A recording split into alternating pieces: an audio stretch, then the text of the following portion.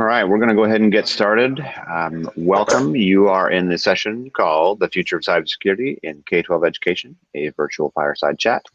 I am Joe Morlock. I'm the Superintendent of Newburgh Public Schools and one of your ACPE board members. So good morning and thanks for joining us. Today we have with us Doug Levin from K-12-6. We have Don Wolf and Dr. Travis Pocky from Portland Public Schools, April Marduk from Seattle Public Schools, and Peggy Kincaid from the High Desert ESD. So thank you, group, for joining us to let us know a little bit more about the future of cybersecurity. And before we get started, I'd like to turn the mic over to George Peralt from ClassLink, today's sponsor for this session. George. Thanks very much, and I'm sorry that we're not in person. Living in Central Florida, I always enjoy the ACPE conference. It's a real change of venue for those of us who are flatlanders. As you said, I'm George Perot with ClassLink. I'm the Chief Academic Officer. For those of you who are familiar with us, you generally view us as a single sign-on platform, which is certainly one of our core things. But we also are now doing, we have extensive analytics that gives you ROI on all of the applications that you're using.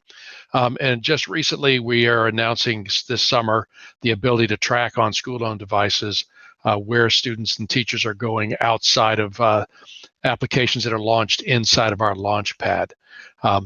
You all may also be familiar with our OneSync program, which is included in our platform that does all of your provisioning to Active Directory and Google in a nice, easy to use GUI interface. But since the focus of this particular presentation, this particular conference is around security, I thought I'd address a couple of things that ClassLink is doing to distinguish itself from maybe what some other folks are doing. First of all, our roster server. There are some companies out there who consume all of your student data and they maintain it in their database, whereas ClassLink never consumes your student data. It's in a server that we spin up for you, and you have complete control over who gets that data. And we tie that into your SIS, but we are not consuming your data, nor are we brokering your data with third parties. You have complete control over that. So that's a big thing for us. But more importantly, when you're talking about security and privacy, our company.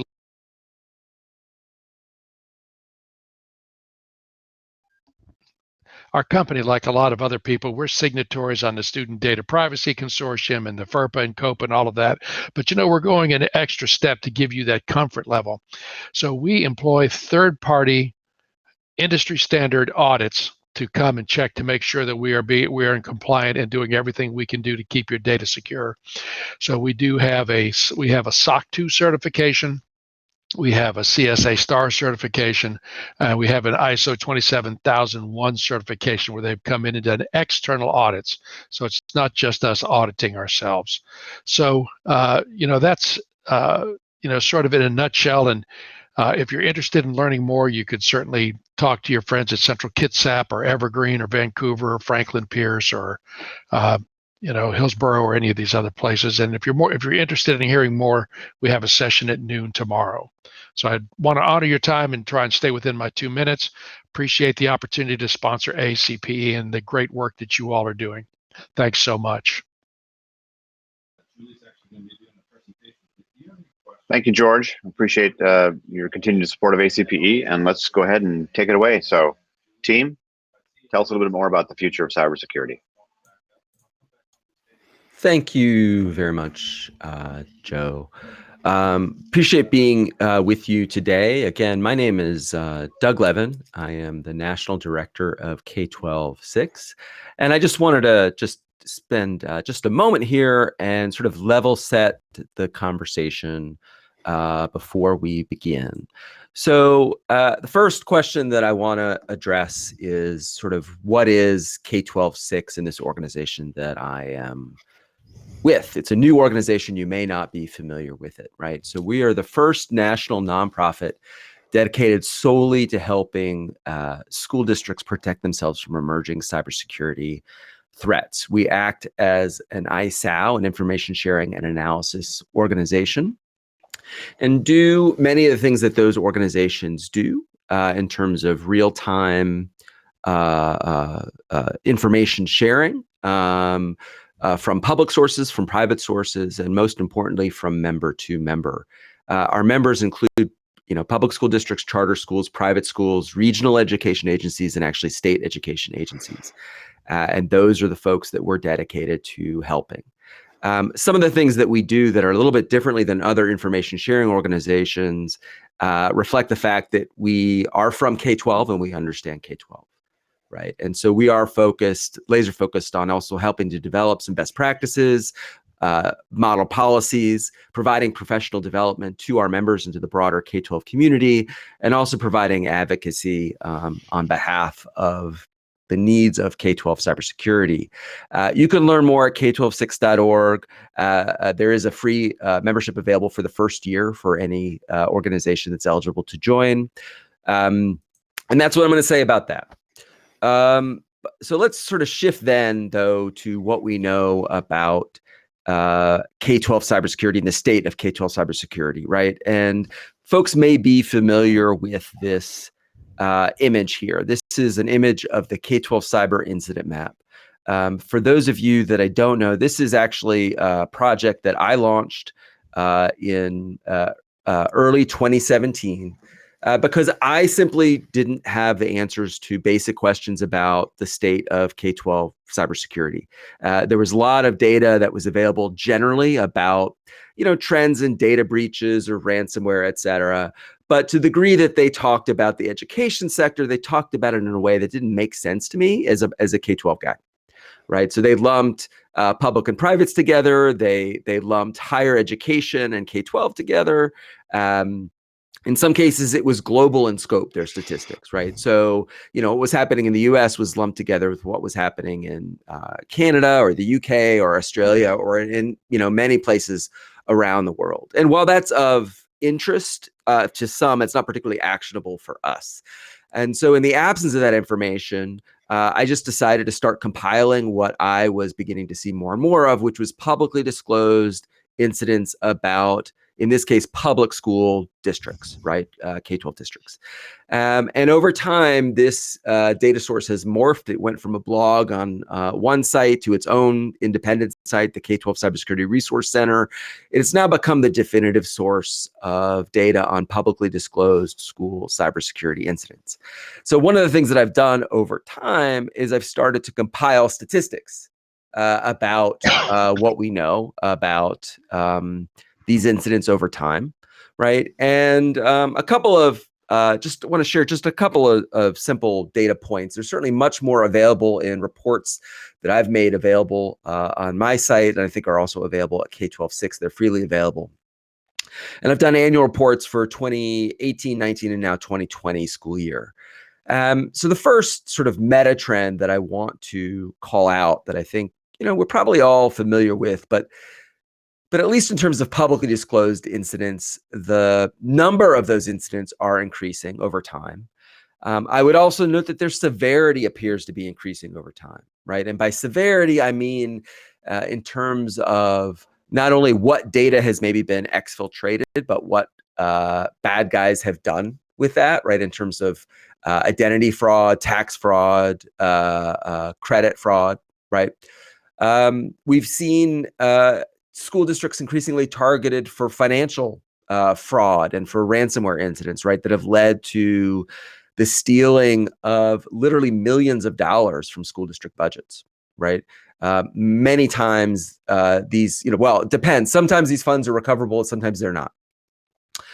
We've also seen this leading to school closures, right? And that's certainly something that we saw exacerbated by COVID, right? Because I think it's fair to say the resiliency of school districts to cybersecurity incidents decreased when we were in a remote learning environment, right? So, over time, if these trends continue, right, that's certainly something to watch for.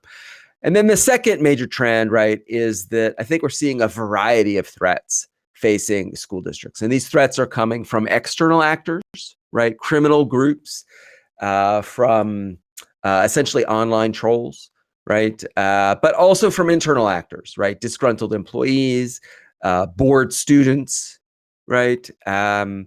And so we're seeing really a really wide range of things that are challenging school districts, from denial of service attacks to phishing attacks. And that's not just sort of the drive-by phishing. I think Peggy in her bio joked about not yet having gotten rich from receiving the inheritance from her Nigerian prince relative. But that sort of drive-by stuff, but also targeted, and in some cases specifically targeted against individual school districts, where it's clear they've done research on the school district, on its contractors, on the state of its budget, and have launched fairly sophisticated campaigns to social engineer staff to redirect payments. Ransomware has been a growing concern facing school districts. And while the sheer numbers on what we know to be ransomware are not large in the scope of K-12, these are the types of incidents that frankly probably keep school district IT folks up at night most of all, because they can be the most debilitating for school districts. Certainly data breaches have been among the more prevalent types of incidents that school districts have been facing over time. Those data breaches involve student data, but also importantly, staff data. In some cases, when there's a data breach, it may involve both of those audiences. Interestingly, those data breaches occur because of the actions of insiders, because of malicious hacking by outsiders, but also by compromises from our vendors. And some of the most common, some of the largest incidents that have happened over recent years have been because of failures with our third-party vendors, right? And so that's important to note. The other thing that's important to note is that school districts maintain data not just on current students and staff, but historical data. In some cases, the live systems that school districts maintain may hold 5 or even 10 years of historical data. And any way you count it, that's a large number of records and a honeypot for sophisticated criminals. And then in 2020 in particular, we saw a spate of what I have categorized as other incidents. COVID brought us a whole new class of incidents, and that makes up the large number of these other incidents in 2020. Many people know these incidents as Zoom bombing. I think they're better described as class or meeting invasions for a couple of reasons. One is that the Zoom platform is certainly not the only platform that has experienced these sorts of issues. Secondly, I think it's a much more descriptive term. Zoom bombing is, besides using the name of a particular product, isn't particularly meaningful to anybody who is outside of sort of IT security or really deep in the weeds and sort of nerdy. I think class invasions, meeting invasions describe, I think, in very concrete terms what is going on. And I think there is a corollary in sort of real life that people get and understand the severity of, right? And so that's how I've categorized them. So again, a growing number of incidents, more significant incidents, a wide range of incidents, right? And then I just want to make a point then as well, and as people have seen from the map, that all types of school districts have been victimized, right? From Alaska to Florida, from Maine to Hawaii, including, unfortunately, in the Northwest, right? And if there is a pattern that I'm seeing in who gets more targeted, it is those districts that serve more students, that have more staff, that probably have more devices, right? And thus more exposure to these sorts of risks. Just so folks can sort of grok what they're seeing in this slide, I have categorized districts by 3 different sizes, and I compare those who've ever experienced an incident in my data set with all school districts nationally using NCES data. By small in this context, I mean school districts below 2,500 student enrollment, right? By large, in this context, I mean greater than 10,000 students, right? So medium would be less than 10,000, greater than 2,500, right? So 10,000 is not that large, right? So there are many that may be in that large category. Certainly Portland and Seattle fall in that category. Many of you are following in medium. You may be in smaller thinking, we're kind of dodge a bullet. Looks like there's a 50% less chance maybe that I'm going to get hit versus my peers. I would say that's just a numbers game, right? There are a large number of small districts. I don't think that there is any security and obscurity here by being small.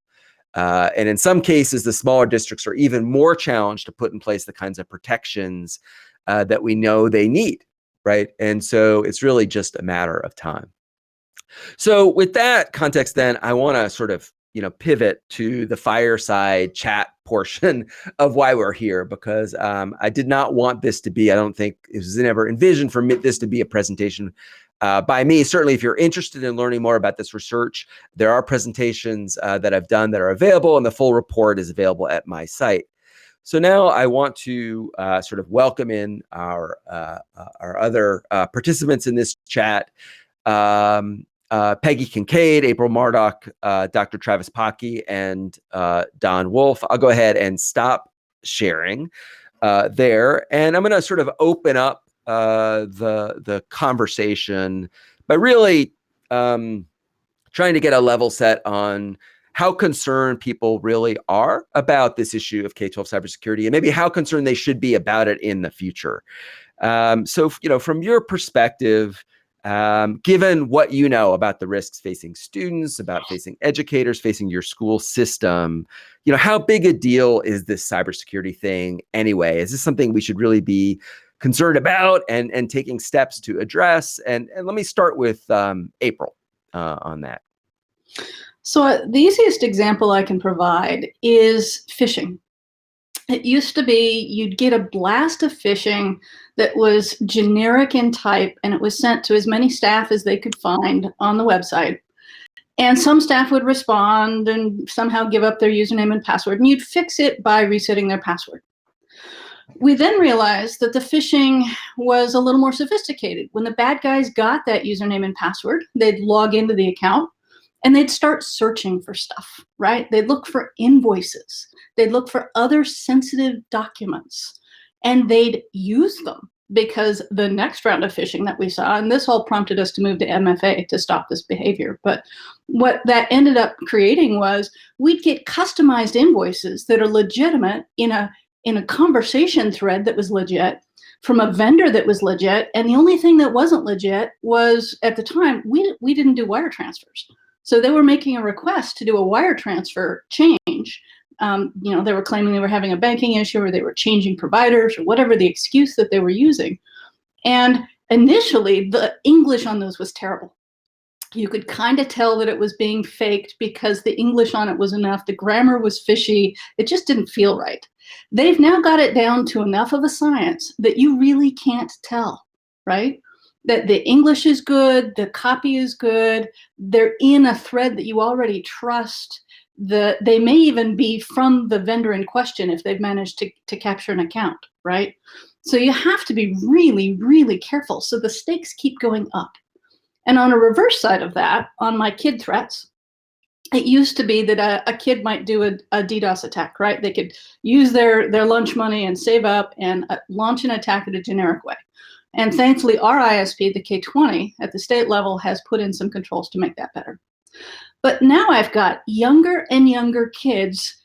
At first, they would download or try to download cracked games, right? They didn't want to pay for a game. They downloaded a cracked game that was Trojan. Now it's one step worse. I had a 12-year-old, a 6th grader, because he was interested in programming and he was frustrated with the lockdowns that we put on the machine, and this happened 2 weeks ago, went to GitHub, which we allow for programming classes, and he was in a school that had programming. He went to GitHub and downloaded a batch of rats, remote access Trojans, and fired them all off. There were 30 attacks in a period of 30 seconds. Oh, well, maybe not quite, more like 2 minutes, I guess. But the long and the short of it was he had no idea what kind of trouble he was getting into. And if any one of those had gotten loose inside our network and done the kind of damage that it was capable of doing, it's a 12-year-old. He was curious. Yes, we have those machines locked down as far as we can get them. We use app blocker. We use no admin rights. We use all sorts of controls in that space. But at some point, you roll the dice enough times and stuff happens.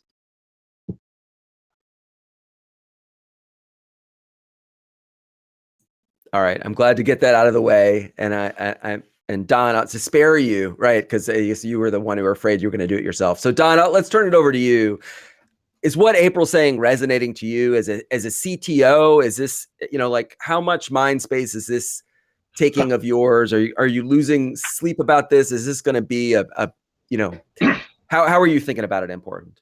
I haven't slept well in years, and it's been heightened since Portland Public Schools has passed their the largest bond in state history back in November of 2020.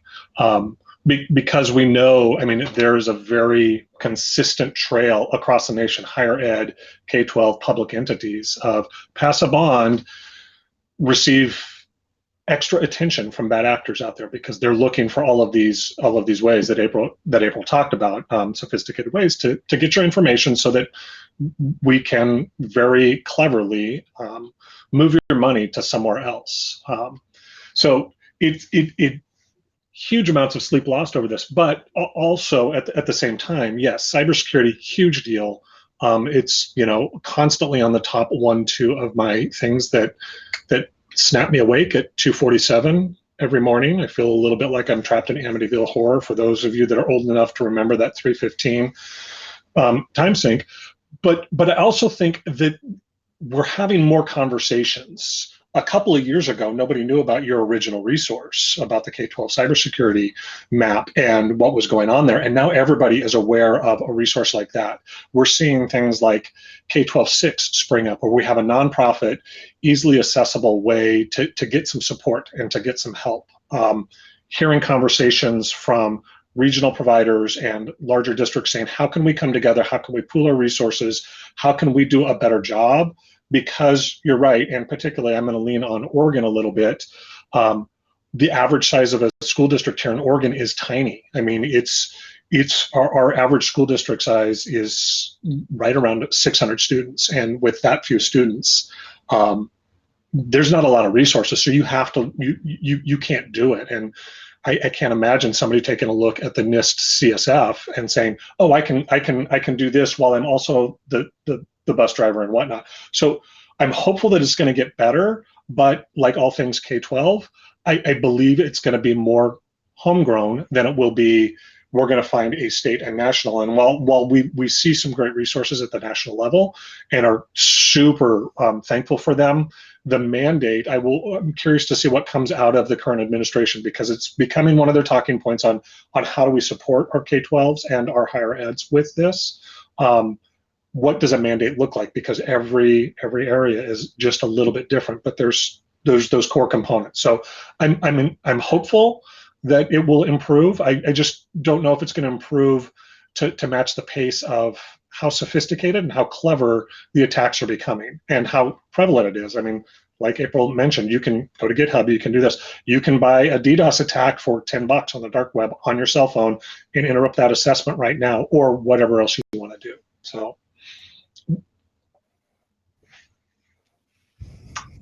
did it again. I did do it again. Thanks, Don. So I want to turn it actually over to Dr. Pocky, and I'm using the doctor intentionally here because his doctoral research was on this, broadly on this topic, right? And so, Travis, from your perspective, from your research, is this something that we're paying enough attention to? Should folks be worried? Do we need to be taking steps for this to get better? What do you think? Well, one of the aspects of my research was kind of K-12 as a comparison to other industries. So, when you look at this, also, everything that April and Don said is absolutely true. We are seeing the attacks evolve in sophistication. So, it is no longer the haphazard, phishing attack that's coming from nowhere that you can easily smack down. It is some impressive stuff that we're seeing. But when we look at this from the due diligence and due care perspective, what should we do? We should look at what our peers in any other industry do or does. The problem that I'm seeing is that when we look at something like a privately held logistics firm with a 3 to 5 person information security team, because they know that their assets are digital, their ability to conduct their business is digital. So how do we take a look at what we do and say, well, they move boxes, Like they're moving boxes throughout the world, and they've got a 3 to 5 person security team. And how do I have that conversation with my leaders and say, well, yeah, we probably don't need to focus on our security posture because all we do is protect kids. They actually move boxes. Like that's not a conversation you can really have and have that resonate, right? Like we are involved in the protection of children. We are involved in the protection of teachers and their dependents, very sensitive information. We're not providing the sense of due diligence, the amount of care that we should, given the assets that we're trying to protect. And we can see that in just about any industry that you look at. And when you look at something that's publicly traded, that's governed by SOX, or if you look at something like it's the medical industry that's governed by HIPAA, yeah, those are great. That's a kind of an extreme. But when you look at just what does the company next door do? A lot of times it's more than we're doing. So it's kind of hard to ask at a security conference for K-12. Everybody here takes it seriously, but as an industry, we're probably not doing enough. Thanks, Travis. So Peggy, I'm thrilled that you were able to join us here today, perhaps a little bit out of your comfort zone, which is fine. But you're a school board member. You've been on a couple of different school boards over time. From your perspective as a school board member, is this something that you think is of concern to you? Is this something that you think your peers should be concerned about and doing more about? How do you think about it? Yeah, I definitely do. And as you indicated, I am a little bit out of my comfort zone because I don't have a lot of personal knowledge about technology and cybersecurity. I mean, George dropped that phrase "GUI interface." I mean, that's a foreign language to me, but I do know what an MFA is. And so the more that you can inform your school board leaders about these kinds of things, the better off you're going to be, because even just in the short time that I've been having conversations with you and really the time that I've been on the High Desert Education Service District Board of Directors, we've got Rachel Wente-Chaney leading this work in our district, and how seriously she takes it, and the way that she talks about it has been really eye-opening for me as a board member. I mean, as board members, we are focused on protecting students. We want to get in the way of anything that threatens student safety. I mean, we have lockdown drills and fire drills, and this threat that is looming so large and getting bigger is very real to me as a board member, and I think needs to be elevated in the conversations with board members at the top. We worry about all kinds of risks. I might compare this a little bit to when we have discussions about our facilities. We're concerned about the condition and the functionality of our facilities, and if we don't take care of them now, we'll be having to pay to take care of them later. The idea that cyber threats can close schools and interrupt instruction is a really big concern to me. And of course, anything that threatens our financial resources is something that we need to be focusing on. If we're always working against budget cuts and losses through internal or external fraud, lawsuits, and those kinds of things are of concern to us. And the idea of a massive financial loss, or the even more importantly, the loss of student data, the threats against students and the problems that they could have immediately or down the road is a huge concern to me. And that's just kind of something that is growing in me as I learn more about it. Thanks, Peggy. So I think we're going to return to you a couple of different times here, because I think it's so valuable to have your perspective and for people to understand maybe what might resonate for someone in your role, right? Because getting that leadership support is super important way forward. I'm going to go ahead and sort of pivot the conversation now and talk a little bit about maybe where we want to be heading, right? So there's a saying that I'm fond of, called that goes something like this: that no wind blows in favor of a ship without direction.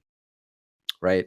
It's hard to get to a better place if you don't have a vision for where that better place is. Right. And so, we all want to be better, but I guess my question really is how would we define better? So whether it's 5 years from now or 10 years from now, what would be indicators of better? Right. And so actually we can look at the poll that I had opened up at the beginning of this session.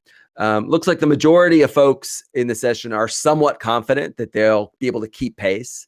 Second, followed by not at all confident, and then we have a handful that are very confident. What could we do to get people to be very confident? What would that look like? And I'm happy to let anybody kind of jump in.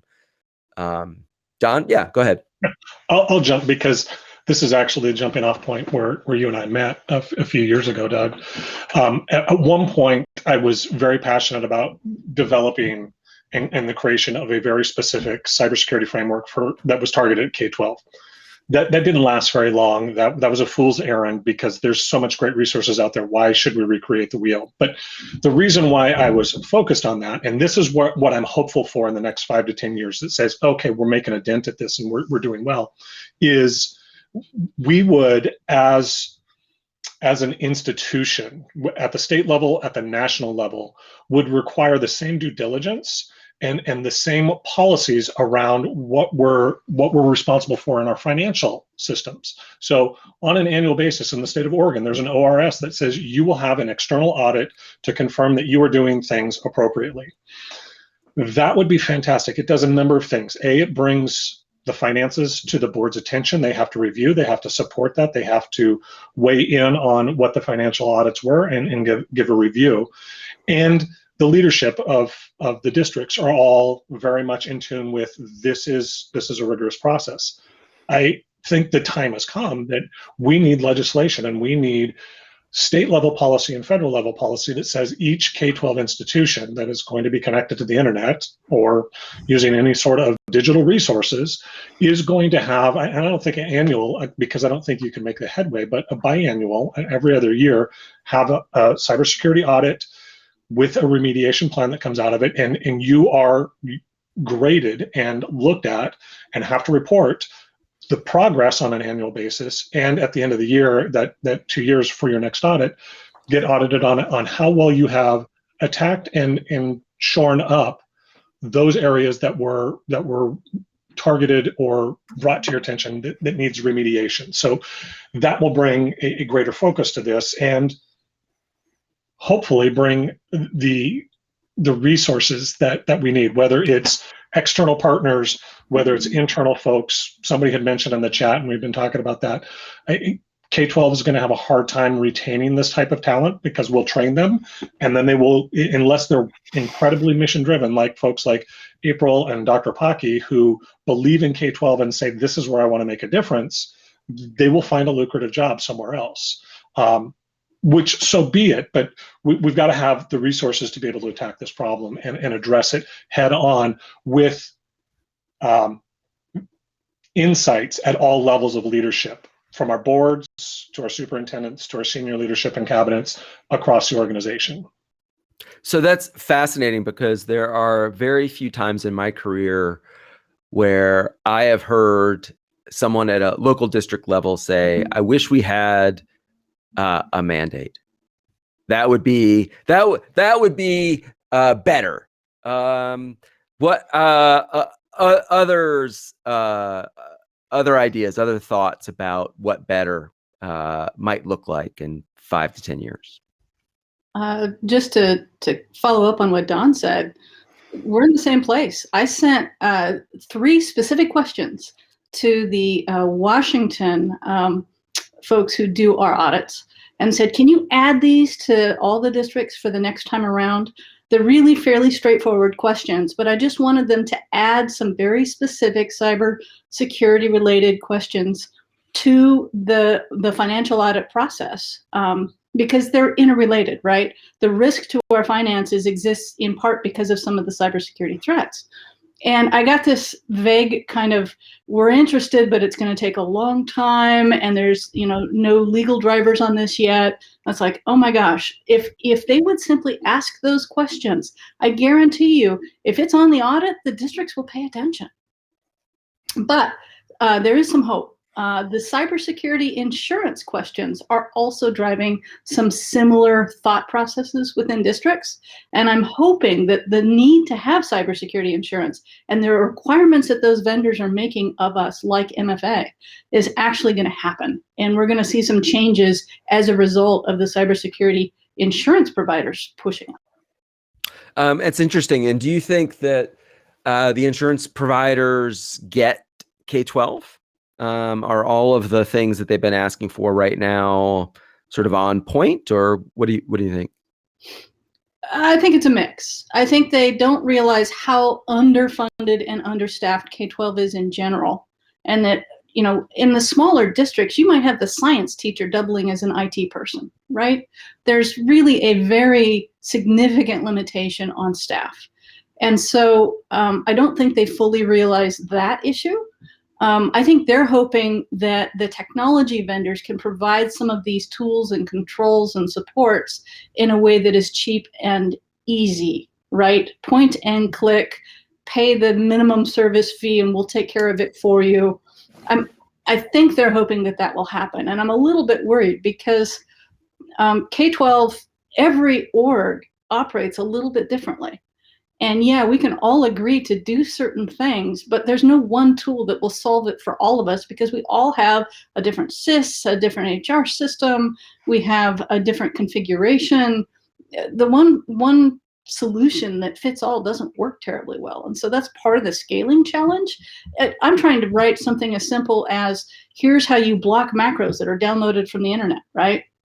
A very simple, in my opinion, top 3 control. But I have to customize that for each of the different groups. Some are Chromebook based, and some are Windows based, and some are something else altogether. They might even be Linux based. Some have the staff to do the work, some don't. I mean, there's just a lot of variety. Fascinating. So Travis or Peggy, anything to add to that? Just kind of echoing what I've heard. One of the things that I would look for is kind of a scaffolding of those things. One of the things I found in my research again was a lot of these industries that do well at this have a law with teeth. And what we've got in FERPA is kind of a best effort honor system compliance mechanism. What I'd really like to see is that to be amended so that there's restitution for victims. You violate somebody's privacy rights, you're on the hook to pay for it. Now, that has to come with some of these other items, though. That has to come with auditing and reporting. That has to come with insurance that forces districts down a better path. And all of that has to come with the funding to be able to do it. I mean, that staffing restriction is real, and it is not insurmountable, but it means that we're going to have to come up with very interesting ways to solve that problem. Do we form co-ops? Do we leverage ESDs? How do we get to the point where, in the medical industry, saying I'm a small doctor's office isn't an excuse. You can't say, well, I can't do FERPA because I'm small. Or sorry, I can't do HIPAA because I'm small. We can't say that, I can't comply because I'm just too small. There has to be mechanisms where we can either outsource that function or we can have that managed by somebody. But we have to get to the point where we normalize on the idea that you do this. It's like paying your electric bill. It's just something you do. So this is a fascinating conversation, and I'm not sure that I could have expected that this would have been the tack that folks took. And I'm curious, Peggy, here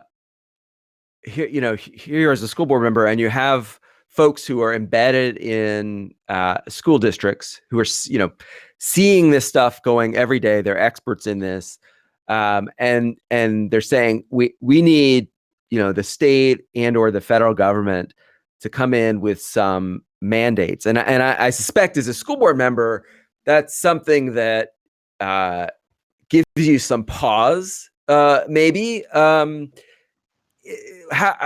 what are you thinking about right now?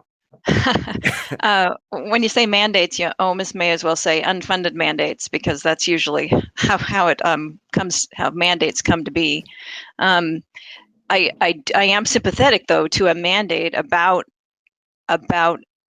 evaluating our risks and addressing our risks, because we have to stop this, these threats from really wrecking our educational system and potentially the lives of our students and our staff members and our budgets and so forth.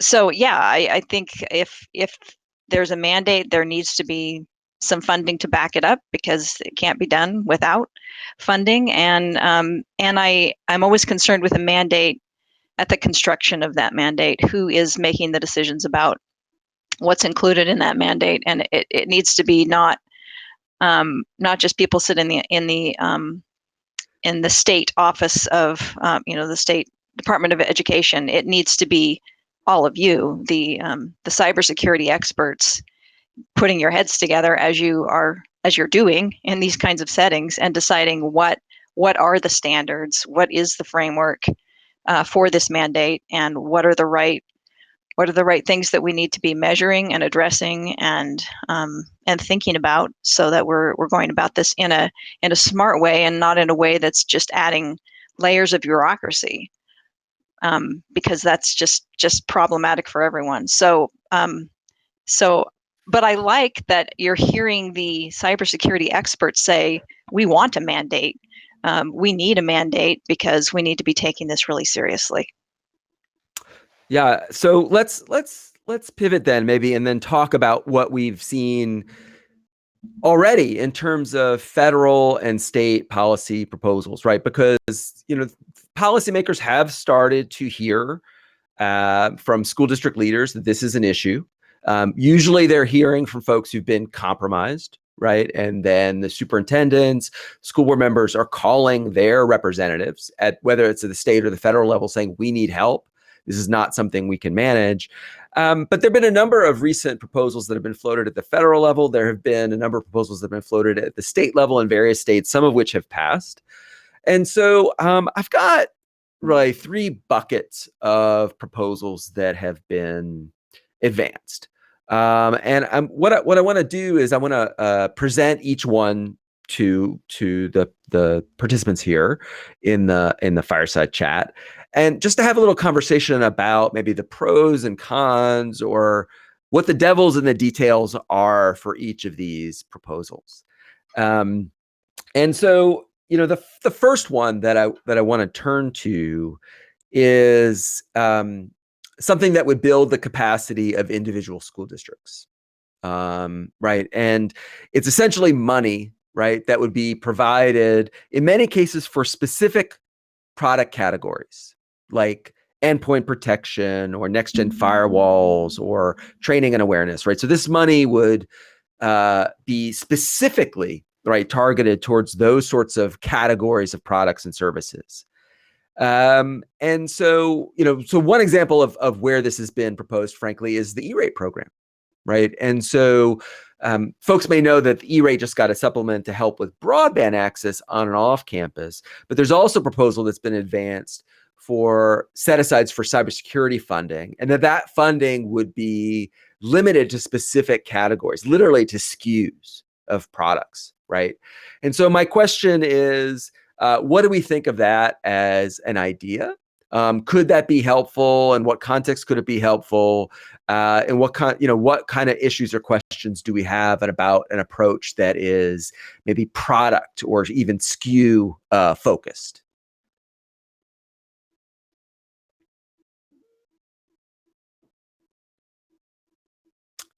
Travis? I'll start. Yeah. Sorry.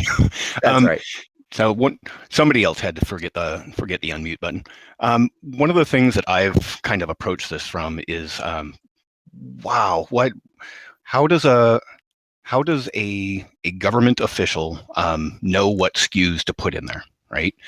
I am I am incredibly worried that, when I hear something like limiting it down to a firewall, one, you're going after something that most people have. It's kind of like saying, we're going to stop school-based violence by giving everybody extra money for locks. We've got. I think we've done that though, haven't we? Well, right, and that's part of the problem is you're not putting that power, in that discretion, in the hands of the subject matter expert. What it kind of looks like is it's the government stepping in for the inaction of the local official, the local education agency, and saying, look, you haven't done your job, so we're going to tell you to install a firewall.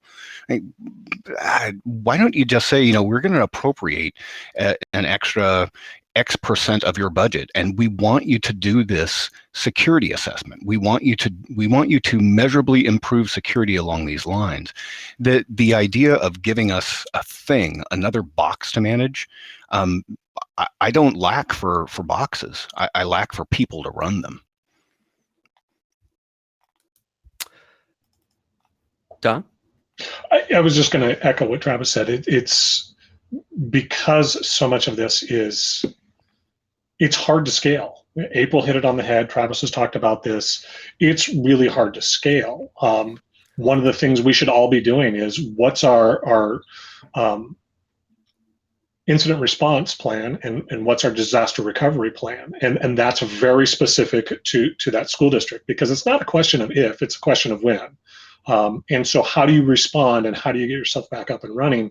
And you have to do that with boots on the ground. So when Travis says we need the money for people, if there's a way to leverage those federal funds that would say, here's our proposed plan, and we're going to use this much on it, and we'll provide evidence that we've done that. Even working with some security folks, but just to say we're going to go out and get product X or this software or that thing, it doesn't necessarily help. How many? I mean, I bet you there's not a single person out here who's works in this industry hasn't went and bought one of those things. Here's the software that we need to get that's going to fix our problem, that sat on the shelf for at least a year, and then never got fully implemented because we don't have the bodies on the ground and we don't have the attention to that. And it becomes more complex because a school district's core function is to the education of our students. And there are so many problems there right now. That's where a lot of the focus gets placed. So when we talk about ESSER funds and things like that, on why aren't we leveraging those, it's because there's so much weighted on the teaching and learning side, and rightfully so. I don't begrudge that, but it's the reality is we've got a finite pot of money and competing interests, and at the end of the day, our core.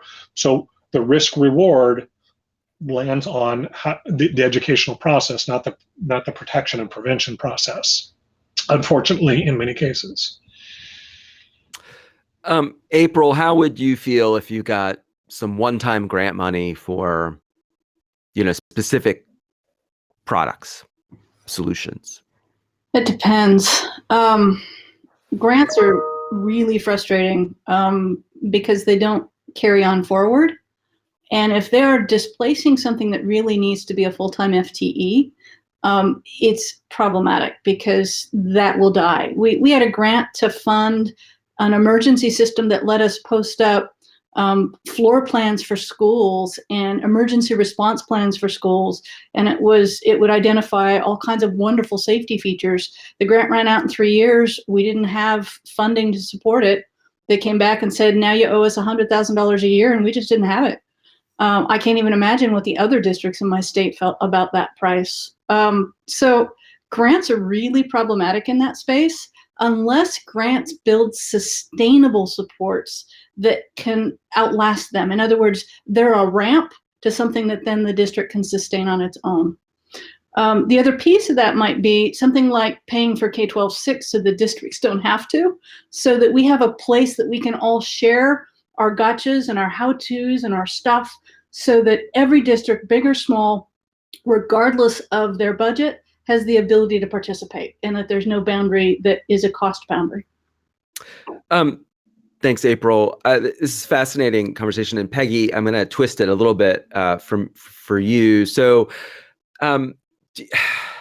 does this make sense as a federal role, right? Does this make sense to have one-time grant money coming to schools? I think your observation that even if there are resources, it's probably not sufficient. The amount of money, for instance, that I've seen suggested for some of these sort of one-time grants is not a ton of money. In some cases, there's certainly no guarantee. Well, there's never a guarantee of ongoing appropriations, right? So it's likely that this will, happen for a while, and then the funding will start to decrease, and maybe it'll go away, or maybe not. I mean, I'd love to be wrong, but I think we've all of us here been around the block enough to see that enough times. Surely having some money is better than not having any money, but I don't know. What's your sense of a policy, whether from the state or the federal level, that would just provide these kinds of supports for schools? Yeah, I don't think I can really say anything that's different from what your technology experts have expressed about the sustainability of one-time funds. But to your point, if there's money for us, then give it to us. Don't attach too many strings. Let us figure out the best way to spend those funds for our district needs, specific district needs. But to April's point on the sustainability of funds and figuring out what is the best way to spend those funds in a way that's going to benefit the district and improve security. Although you do sometimes find, I think April referred to it as sometimes it's a ramp up where you're granted some funds and you put a program in place and you recognize the value of it, and then you scrape together the funds to keep it going.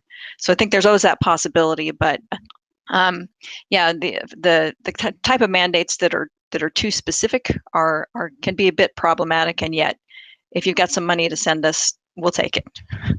Right. So let me ask then about a second proposal, like set of proposals that I've seen that are a little bit more systems focused, and I'll stay with you, Peggy. Though I just want to note that I did open up another poll around the specific one-time grant money. Like, if you got it, what might you spend it on? And so I think it just might be interesting to see where people are landing. So back to Peggy. So the second major proposal, right, and bucket of proposals that I've seen these more frequently at the state level. I've seen it in New York. I've seen it in Texas. There's conversations in Massachusetts and other places. And it does involve a mandate on school districts. Some cases it involves a mandate on their vendors, right? And of course, I do want to acknowledge, speaking of vendors, that certainly one of the beneficiaries of a set-aside program for buying specific products and services are those vendors, right? So know, of course, that they are in DC, making their case that their solution is the silver bullet to what ails schools, right? So, but in the absence of other voices, right, it is their voice that will be heard, right? Sorry for that rabbit hole there. So the next proposal is sort of a little bit more systems focused, right? And as I said, other states have started to pursue this, and that's essentially a mandate to align to an existing cybersecurity framework, a risk management framework. In some cases, this involves alignment to the NIST cybersecurity framework. So this is something that the federal government built in partnership with experts from all across many different industries, right? And really provides a holistic way to think about securing your enterprise. In some cases, these mandates are alignment to state-specific frameworks. So in many cases, states have departments of technology or IT, right? And those states may be those agencies may be responsible for protecting state IT systems, right? And so they may develop their own framework, which frankly is usually just a modification of a national framework. If there was a mandate that came down and said that every school district needed to develop a plan that was aligned to one of these frameworks, what questions would you have, Peggy? Do you think this could be helpful? Is this just another unfunded mandate? What might make something like that useful? What might make something like that raise your eyebrows and say, thanks for nothing? Well, to the if they're grouping K-12 schools with, with a lot of other industries, I mean, there are unique needs, there are unique problems and strengths that lie within K-12 districts. But I am, as a board member, I would be relying completely on my technology team to tell me what framework makes sense and whether the structure that's in place or is being demanded or encouraged is the appropriate one. And you say industry experts have put together these frameworks and the NIST and different things, and how well is it serving K-12 schools and the unique needs that we have? So I guess I'm not sure I know the questions to ask, but Sure. I believe that our technology experts are, they're the source that we need to go to and rely on to help us to navigate that. Yeah, so let me turn to Don, right? So Don, you had earlier mentioned that you were engaged in an effort to develop a K-12 specific framework versus some of these larger, more generic frameworks. What do you see as the pros and cons of a mandate to adopt a framework, and what could maybe make that more attractive to you? Well, one of the easy benefits is as soon as we start adopting the same one, NIST and the NIST, cybersecurity framework. Let's just say that's the thing, because I no longer want to create a new one. The entire intent was so that we can all be speaking the same language. We can be looking at it from a risk perspective and prioritizing the highest risk, greatest likelihood of events taking place to mitigate the most problems that we can, so that we can share resources to a certain extent and have conversations about how people are approaching this, and we can build our collective muscle. Because Oregon and Washington, I mean, ACPE is a perfect example of this. We have incredible, deep learning communities that we've developed that we talk about things and we share resources and we talk about how we can do this. So I can totally see, a SOC or being developed out of the ESDs across the river, saying let's partner with our folks there, but having that we're all driving at, so we're all talking the same language, so that we can all pool our resources to be pushing in the same direction, and having the conversations on, okay, one of our school districts just 3 miles east of where I'm sitting at right now is still largely in part shut down because of a cybersecurity ransomware attack. And getting that deep dive on how they penetrated, how you remediate it, how you prevent that moving forward will be critical. And you have to have trust to be able to open up those conversations and share the nitty-gritty with people. So I just want to acknowledge, of course, I think April yesterday delivered a session at this conference on how to implement the NIST CSF. I know she is a fan of that framework. So let me turn actually to Travis and ask him, is adopting a framework enough? Sort of based on your research, is that gonna, I mean, it's helpful, but is it helpful enough? What might make it more helpful from your perspective? When I talk to people, the thing I got was, does implementing a framework make security better? Not necessarily. Yes, it's certainly going to improve things, but what it does do is it forces security to be prioritized.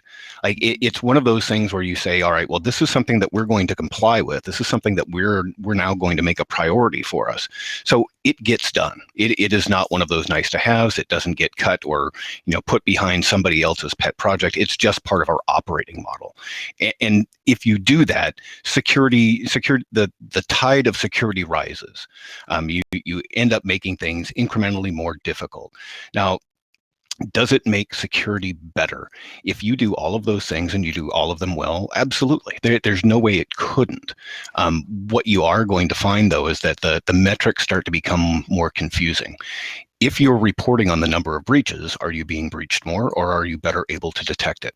And I think that's a common misnomer. I think a lot of people in leadership don't understand the difference, but what they will see from the 30,000-foot perspective is, wow, you reported on all these breaches. We didn't have that before. How are you getting more money and more directive and more funding towards this? And yet things are worse. Well, we understand that there's more going on because we're now finally able to see. So I think that that's an important thing, that as we do this, it's not, there is no silver bullet. There is no magic way to get people to understand this. I think one of the better pieces there is that it has to come with some education. We're going to get better at doing this, and we're going to tell you about things that happen, but that doesn't mean that things are worse than they were before we started telling you. It means that we're now better instrumented and better able to tell you that story. So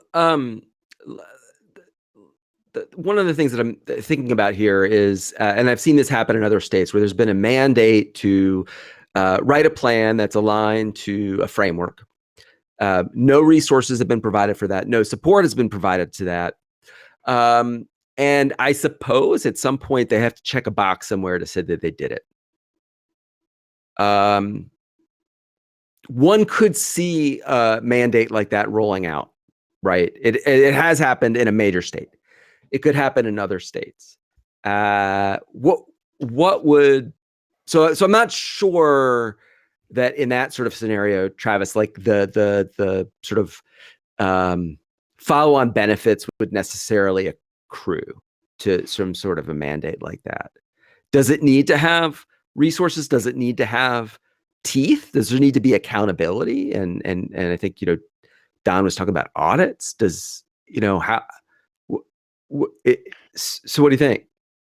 Well, when you look at, sorry, I keep going back to HIPAA, but it's an easy answer, right? We said you're a covered entity, you must comply.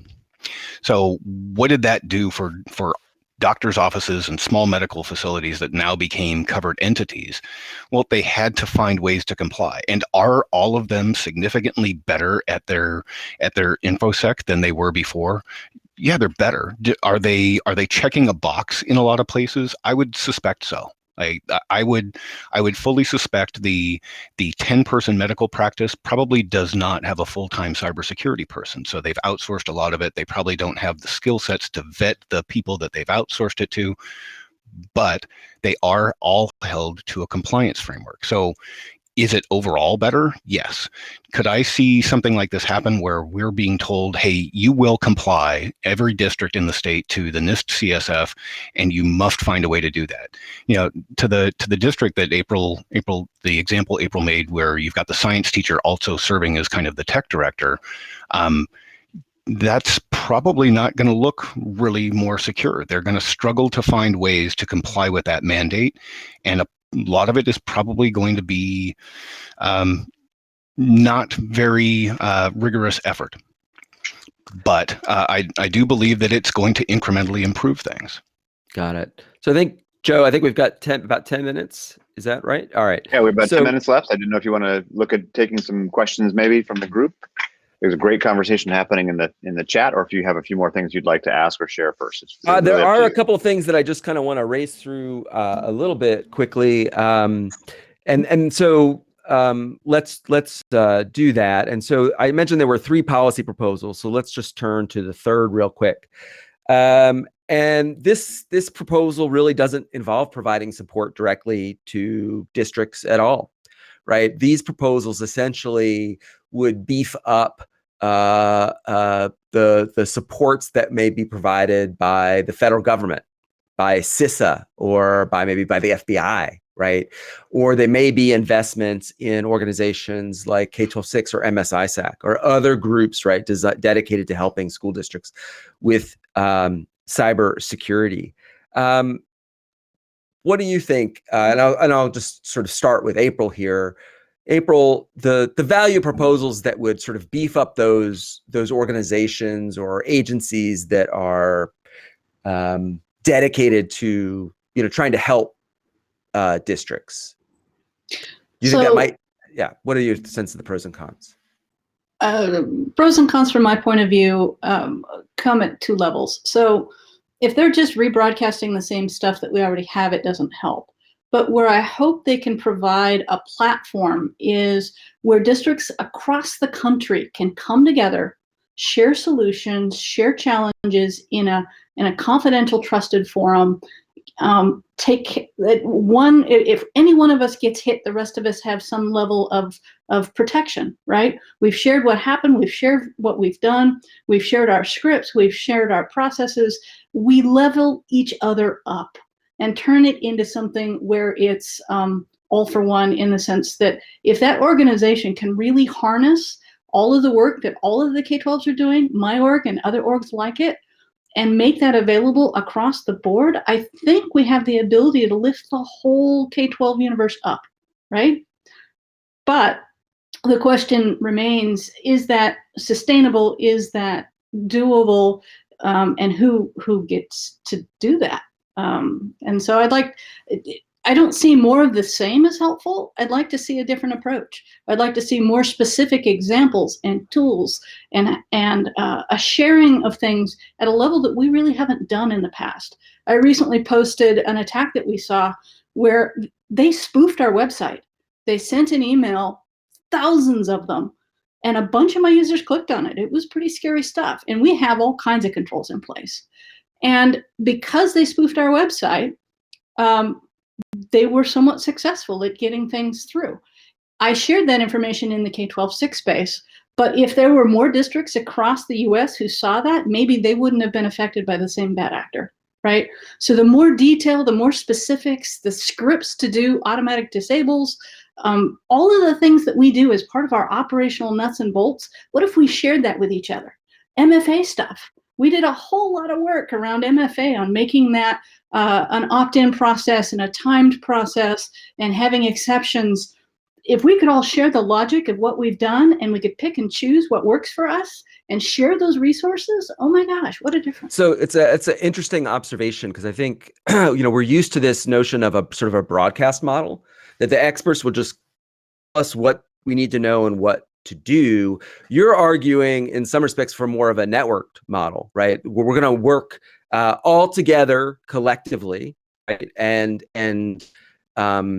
share information, in some cases information that's pretty sensitive, right? Because maybe you feel like it's a failing on your part, or if the public found out, the school board member might lose their next election, or the superintendent might get fired, or Don, the CTO, is definitely the first person to go, and unless Don can have it roll downhill to Travis. Do you think that we can get school districts in a place where they're comfortable sharing and participating, as opposed to being passive recipients of expertise from outside? It will be a growth model, but I'm hoping that the bigger districts that know this and have already been spending so many resources in trying to create these protections are willing to share and work together. Portland and Seattle, and I'm sure there's dozens across the US in similar places. If we start to build and share, the smaller districts can benefit. Some of those smaller districts have amazing resources. I'm still jealous that Rachel at the ESD in Oregon got Jared. He's a fantastic resource, right? There are people all across the US with amazing skill sets. What if we could help them work together and leverage everybody up, I guess is my argument there. And I don't see anybody doing that yet. More money thrown at an ISAC means more broadcast, but that doesn't help me solve the problem that broadcast represents. How do I fix the vulnerability in struts that created a problem for my PowerSchool server, right? How do I fix X, Y, and Z? I can't do it all alone. My team can't do it all alone. We need to work together, because we also have common apps, we have common challenges, we have common issues. And if we could work, does this make sense? Yeah, absolutely. It does to me, certainly. Joe, I want to make sure that folks have a time to ask Q&A, or if there's questions that have come up in the chat. I'll also just note that I threw up one final poll for those who may be interested, just whether people participating in an information sharing community right now, right? Whether that's a full one like K-12-6 or MS ISAC, or even sort of more of an informal one like OPSEC EDU, which is a terrific community that I've had the pleasure of being able to be invited into. But I think this sharing is just so critical. Joe, do you see any questions or Q&A? Yeah, no, absolutely. Well, I think if anybody wants to raise a hand, if you've got a specific question you'd like to ask, we have a pretty powerful panel here of folks. So I haven't seen any raised hands yet. There were several things that came in along the way, and most of those within the chat are specific to the things you were talking about. So see if we can find, besides my flamingo pants, which seem to be a popular item. And Don's fez, I think. No, that's Joe's fez. Sorry. I'm not cool enough to wear a fez. We all know that. I want to piggyback on one more thing, though, that April was talking about, the very tactical and how do we impact those changes on the ground. The other thing that is happening, I don't know that the creation of ISACs all over the place are the correct answer. We all have ways we can get information. The partnering with the National School Board Association, the COSIN network, those places that can drive the conversation to our board members who are our publicly elected officials that supervise our superintendent and to the senior leadership teams, so that we can be having those real honest conversations, because quite honestly, they're getting lost in the churn of our primary directive of educating students. And Rachel has, because she's been there for 10 years, and Steve Langford at Beaverton, because he's been there for 8,000 years, has a little bit more credibility and a little bit more ease of people are comfortable. But that conversation is just as critical as getting us the tools very tactically to address these issues. So let me just interrupt here and turn it to Peggy real quick here, because I have done work with the National School Boards Association. Last year, maybe, I was invited to present at their conference on this issue. It was the only person on the agenda talking about the topic at their national conference. I was scheduled as a concurrent session against, I don't know, maybe 8 other sessions. I had 4 people show up. So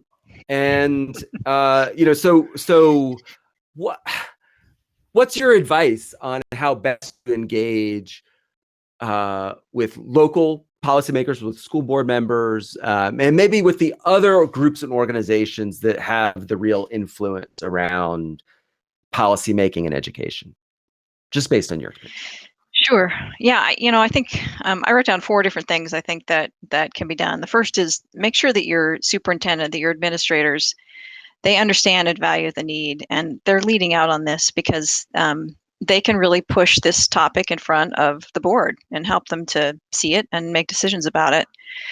The second thing is to just be really honest and transparent about the challenges and the vulnerabilities that we're facing in our district. Tell me the horror stories. I mean, that gets actions. I remember, tell me the close calls in one of my very first board meetings at the High Desert ESD. Rachel talked about a near miss with a banking situation. Tell me in terms that I can understand, but trust me to understand about what's going on. And I know you probably want to be discreet about what are our vulnerabilities, and you might not want to be talking about them in detail in public. So find another forum, in a small group, or meetings with the superintendent and a few board members that don't constitute a quorum, and tell me the horror stories, because that's meaningful to me. That's real dollars, and those are people's lives. Those are children's lives, particularly. The third thing is, Rachel does a great job of this. Include board members in your outreach to staff when you're talking to them about cybersecurity and the demands you have of them. Show me what's happening in the district and what staff members are needing to do. And the tips and tricks that you send out, send them to me too, because it helps me to understand what's going on. And the last thing really is just seize this moment. I mean, we've spent over a year now fighting off a virus, the coronavirus. And it's been technology that has allowed us to keep instruction alive. And if we were attacked and that line was severed, we would really have been in a lot of trouble in this last year. And so I think this is a moment in time when you can really make your point about the necessity and the the miracle of technology in allowing us to continue to provide instruction to students, even in really weird circumstances that we're in right now. So I think that would be my advice as a board member who's interested and concerned and ripe for proposals and ideas and understanding of the need to address this really head on. Well, I couldn't think of a better way actually to kind of sum up the session. So I know we are at time. So Peggy, I want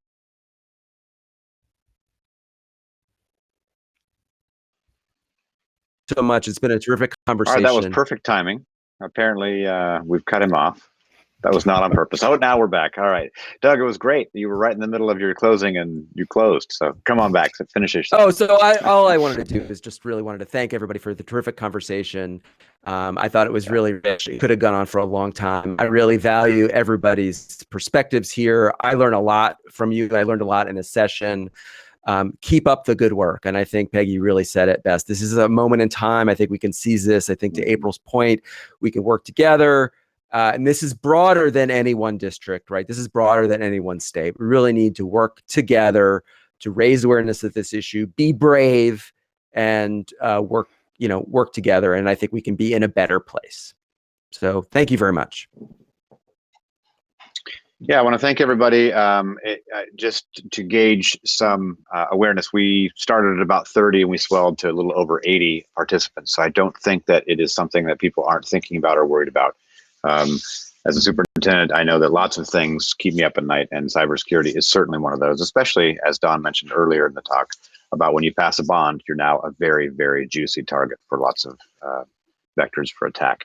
I do want to thank Structured, one of our sponsoring partners today at the end. So we heard earlier from ClassLink, and I also want to thank Structured for sponsoring this, sponsoring ACPE. Looking forward to seeing everybody at the mountain in 2022 for sure. But I think this was a great session. I really enjoyed all of those things. So Dr. Pocky, Doug, April, and Don, and Peggy, thank you all for this session today. Super informative, great for me. And again, almost 80 people in your session. So people are paying attention, and it's huge. So appreciate that, and look forward to see all of you with our ethical hacker coming up at 10 o'clock for our keynote. He is going to be great, I think, so it'll be fun to listen to. So thanks again, everybody. We will see you at the mountain in 2022, and for not, we'll see you all later. Thank you. Thank you. Thank you. Thanks.